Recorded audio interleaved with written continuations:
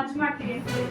So ಅದ್ರ ಪ್ರಕಾರ ಇಲ್ಲಿ ಲೀಸ್ಟ್ ಇರೋದೇನಪ್ಪ ಅಂತಂದ್ರೆ ಒಂದು 77 ಮಕ್ಕಳು, 77 ಮಕ್ಕಳು, 31 ಮಕ್ಕಳು, ಈ ರೀತಿ ಬರೀ ಕಡಿಮೆ ಇರೋ ಶಾಲೆಗಳು ಮಕ್ಕಳ ಸಂಖ್ಯೆ ಅಲ್ಲ, ಈ ರೀತಿ ದೊಡ್ಡ ಸಂಖ್ಯೆ ಮಕ್ಕಳಿರೋ ಶಾಲೆಗಳನ್ನು ಸಹ ಇವತ್ತು ವಿಲೀನೀಕರಣ ಮಾಡಕ್ಕೆ ಹೊರಟಿದ್ದಾರೆ.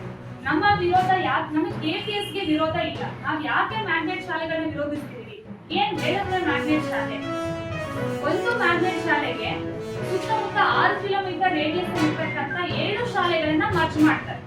ಸೊ ಇನ್ನೊಂದು ಸರ್ಕಾರ ಹೇಳ್ತಿರೋದು ನಾವು ಫ್ರೀ ಬಸ್ ಕೊಡ್ತೀವಿ, LKG ಇಂದ UKG ವರೆಗೂ PUC, LKG to from UKG PUC ವರೆಗೂ ಒಂದೇ ಕ್ಯಾಂಪಸ್ ಅಲ್ಲಿ ಶಿಕ್ಷಣ ಕೊಡ್ತೀವಿ ಅಂತ ಹೇಳಿ.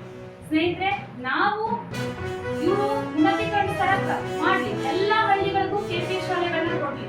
ಬಟ್ ಆದ್ರೆ ಈ ಮ್ಯಾಗ್ನೆಟ್ ಅನ್ನೋ ಹೆಸರಿನಲ್ಲಿ ಈ ಸರ್ಕಾರಿ ಶಾಲೆಗಳನ್ನ ವಿಲೀನಗೊಳಿಸೋದು ನಾವು ಒಪ್ಪೋದಿಲ್ಲ.